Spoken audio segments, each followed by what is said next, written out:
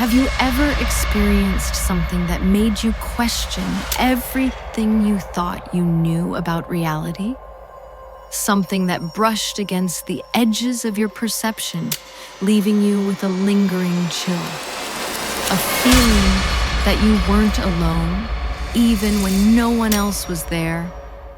I'm not talking about creaky floors or shadows playing tricks. I'm talking about undeniable moments, shared experiences that make you wonder if there's a veil between our world and something else. Because for me, these aren't just stories I've heard. They're things I've lived, felt, and sometimes still can't explain. And tonight, I'm going to share 5 of those unforgettable experiences with you. Be warned, some things once seen or felt can't be unseen. My first story takes us back a few years to a cosplay event in Kuala Lumpur. To save on travel and costs, my friends and I booked a hotel room, splitting it among us. It was a typical trip. Props scattered, snacks everywhere, lots of laughter. Yes! But there was one night, particularly my first night, when I wanted nothing more than to just soak in the tub. After a long day, I ushered everyone else to bathe first. I just wanted to relax, maybe watch some TV, eat some snacks while waiting for the bathroom to be free. The last friend to come out of the bathroom looked really confused, almost taken aback. She didn't say anything specific, just called out that she was done. I didn't think much of it then. Maybe she misplaced something, or the room service wasn't up to par. So, I happily skipped into the bathroom. I filled the tub with warm water, put on some mild music, and finally sank into that glorious warmth.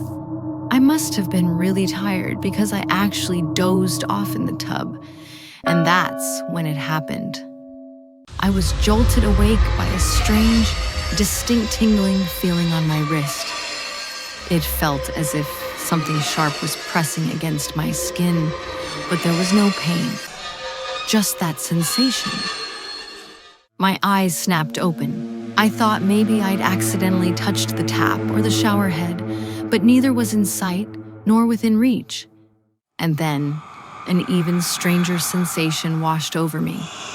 It felt like a feminine presence, right there, looking down at me.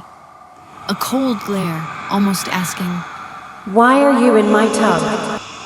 A wave of immediate, profound guilt hit me. I spoke aloud, almost without thinking. "Sorry if we bothered you, but we will be leaving as soon as our stay is over. I'm sorry if you feel that we intruded your living quarters, but blame the staff. We were given this room." To my immense relief, that cold, feminine presence just faded. I got out of that tub as fast as my raisin-like fingers would allow. The tiny tingles lingered, but when I checked my wrist, there were no red marks, no angry cuts. Thank goodness it wasn't anything angry, I thought. But a strange sadness settled over me. It wasn't until a week later, back home and finally feeling settled, that my friend, the one who had bathed before me, came to visit. After catching up, she brought it up. Did you experience anything in that bathroom? I hesitated, not wanting to sound crazy. But she took a deep breath and then blurted out, Could anyone have pushed my back in an enclosed shower cubicle? That's when it hit me. We didn't get to ask the staff, but I instantly knew. The hotel room's eternity occupant, as some might say, was a woman who had slit her wrist in that very tub. My friend and I both felt her presence. It was one of those experiences I still live to tell, and it solidifies for me that what I felt wasn't just my imagination. I was not delusional about what happened then, and my companion turned somewhat quiet. My next experience took me out of a hotel room and into the historical shadows of a very old place. About 5 years ago, my colleagues and I decided on a work social outing, a ghost tour in Picton. I'd never been on one, but a colleague who had done the same tour told us some truly interesting stories from her previous group, particularly about their experiences in an abandoned train tunnel. Our tour started with a walk around the town. Our guide pointed out interesting spots, like the library where books sometimes appeared on the floor in the mornings, or old homes where people had died, and even orbs seen in windows. Of course, we were all frantically taking photos, hoping to catch some orbs ourselves. But then, something strange happened right at the beginning. One street in, my freshly charged camera just stopped working. And it wasn't just me. It happened to 2 other people in our group of about 30. A little spooky, I thought then, but still, maybe a coincidence. Then we were led to the main attraction, the tunnel. Our guide told us that a lady had died there in 1916, run over by a steam train. It was muddy inside, so some people stayed at the edge, but most of us ventured in with our torches on, past the usual graffiti on the walls, towards the dim light at the other end. It was around 10 p.m. We were directed into the middle of the tunnel for complete darkness. There was a small group of about 10 people huddled very close together, and I was at the very back of that group, practically cuddling my friend, partly for a reference point in the absolute darkness, but mostly because I had the serious heebie-jeebies. Another group of about 15 was scattered further down in a half circle, a big gap between us and them. This distance is really important to remember. I consider myself an open-minded person, which is probably why I was so easily spooked. But I'm also an educated, rational person, and I crave explanations. So, when the lights were finally turned off and the tunnel plunged into utter silence, a strange thing happened. I felt a soft, butterfly-like touch on the back of my beanie. It wasn't a pulled hair. My hair was completely enclosed in the beanie. I didn't say anything at the time. It felt too random, and I honestly didn't think it was paranormal. We were all peering into the pitch black, and perception gets strange in complete darkness. There's no point of reference. But the repeat visitors on our tour had already primed us to look for something specific. A soft, white-blue mist that they had seen traveling up the left wall. So I dutifully looked, aiming my gaze where I thought the left wall would be, about 3/4 down the tunnel. And there it was. Definitely a lighter part of the wall, moving slowly towards us. As I watched, it stretched out, turned a little blue, then white. It kept getting closer, still on the left side. I even saw sparkles of electric-colored blue, just a couple of times. The moment I exclaimed, "Whoa!" the mist came directly in front of our small group, then receded back down the wall. And that's when I felt the second touch on the back of my head. That, I tell you, spooked me to no end. When the light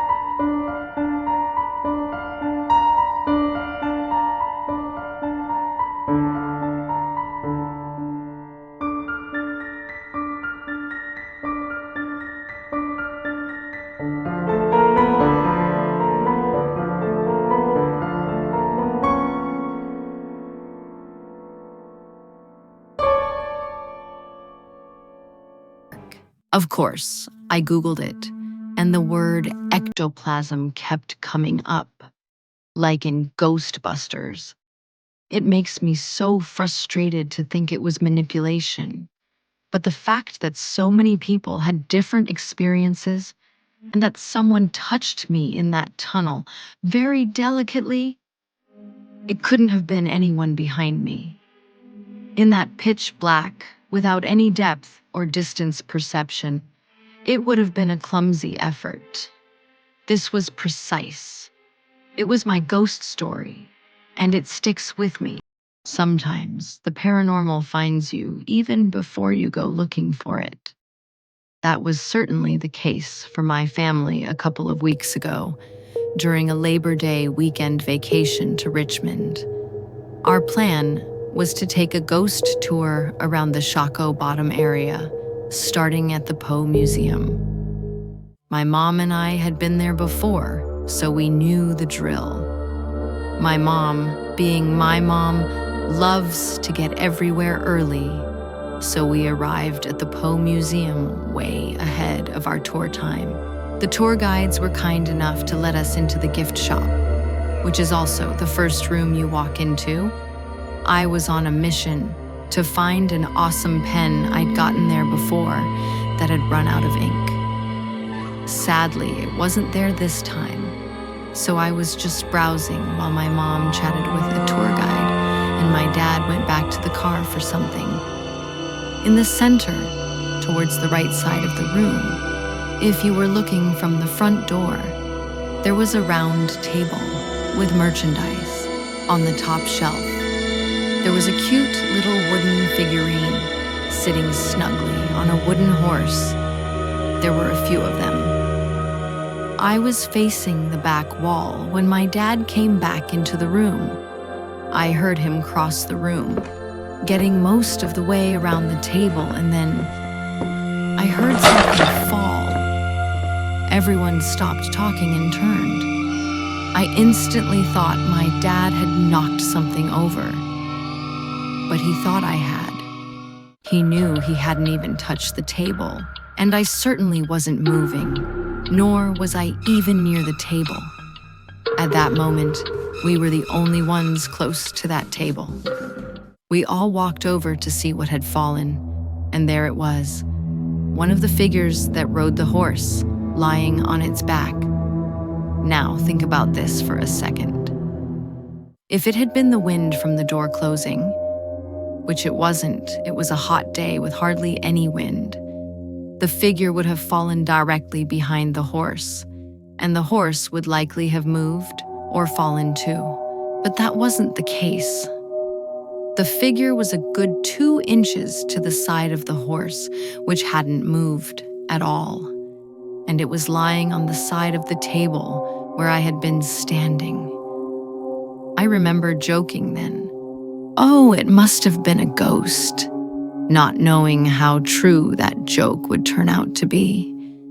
Because when the actual tour started some 40 minutes later, the very first story our guide told us was about a little boy seen and heard in the Poe house, where we were.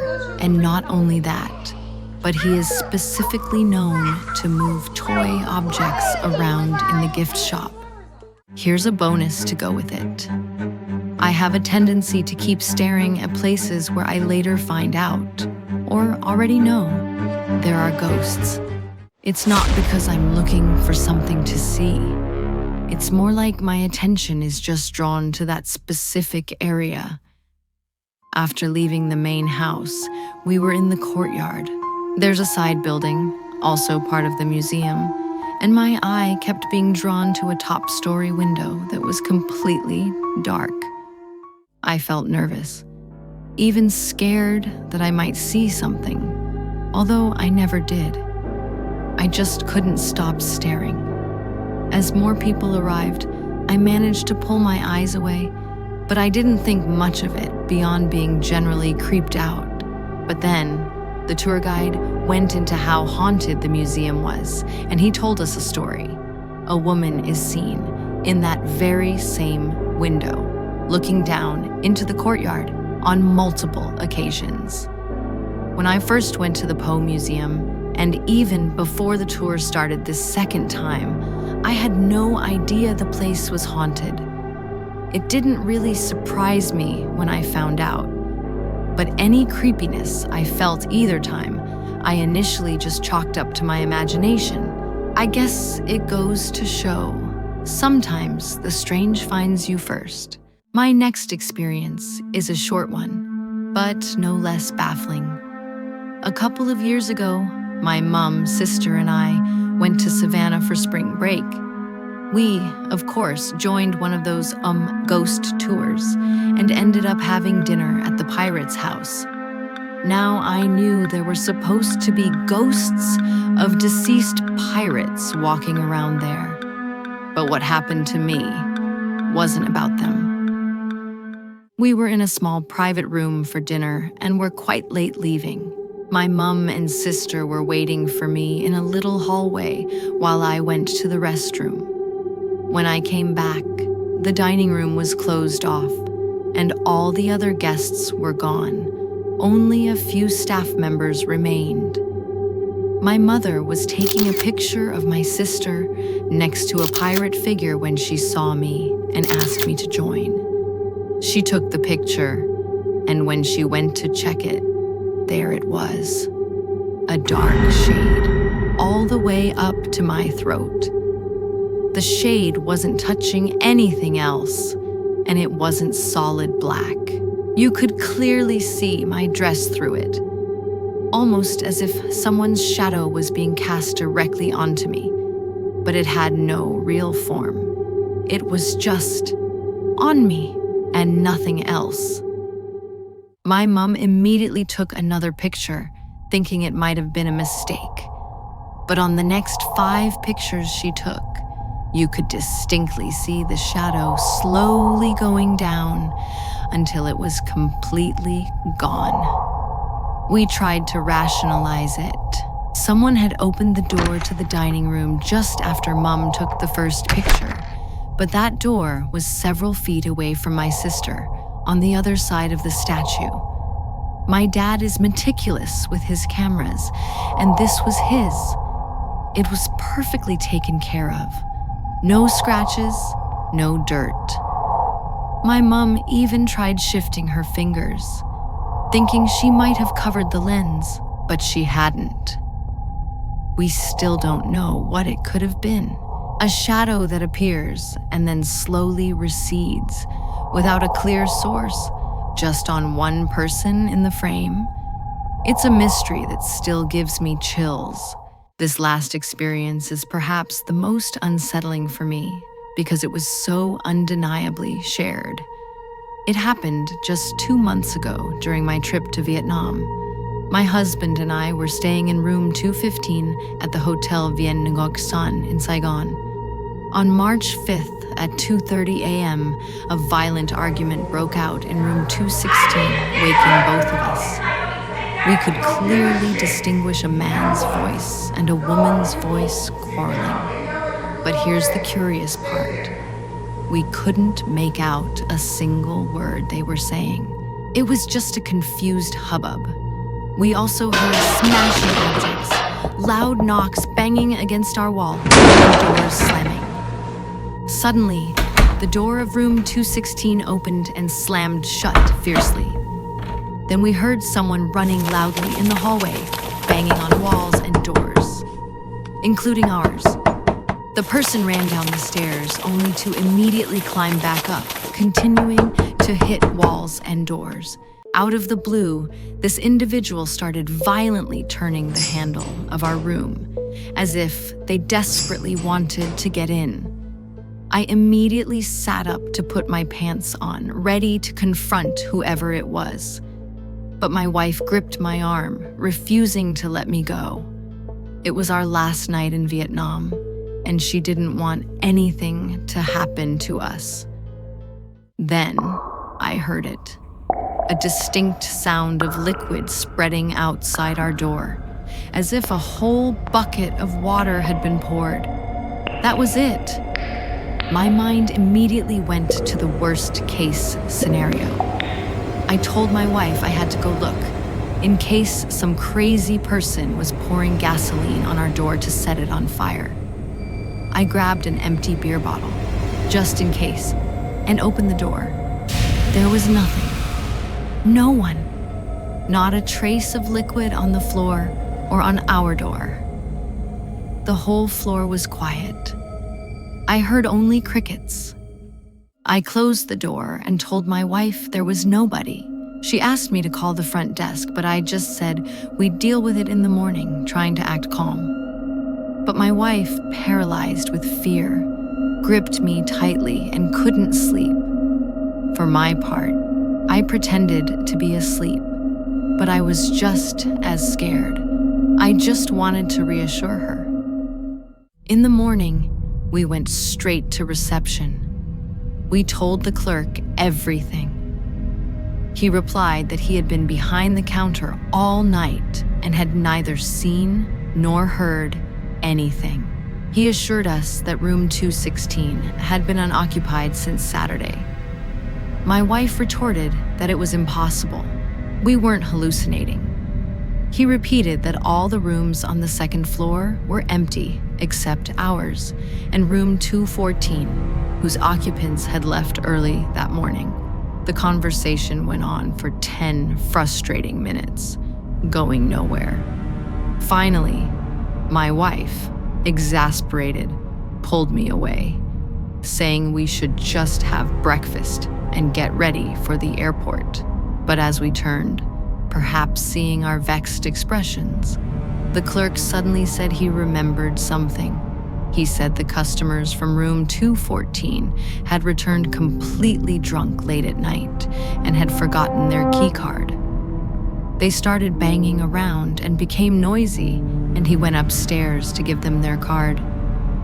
I looked at him, asking if he really believed what he was saying. If that was true, why did he wait 10 minutes to tell us? How could he forget such an event? And how did that explain the noises coming from room 216? He looked down. He was lying. But why? During our lunch on the terrace, our waitress approached us. She said she couldn't help but overhear our conversation with the clerk. She then dropped a bombshell. We weren't the only ones who experienced strange things on the second floor, and many stories circulated about that hotel. And finally, she informed us that the corridors were equipped with cameras. We thanked her and immediately headed back to reception. The clerk had finished.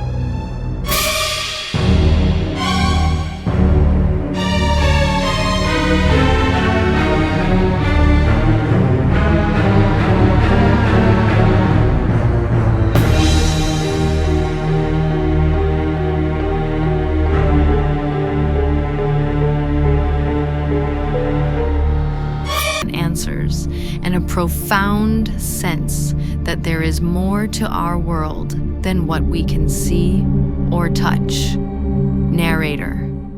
If you've ever had a moment that made the hairs on your arms stand up, that left you questioning what's real and what isn't, I want to hear about it. What's your unforgettable, unexplainable story? Share it in the comments below. And if you found these tales as chilling and thought-provoking as I did, please like this video and subscribe to my channel for more explorations into the unknown. We're all in this mysterious world together, and sometimes sharing our experiences is the only way to make sense of the things that go bump in the night.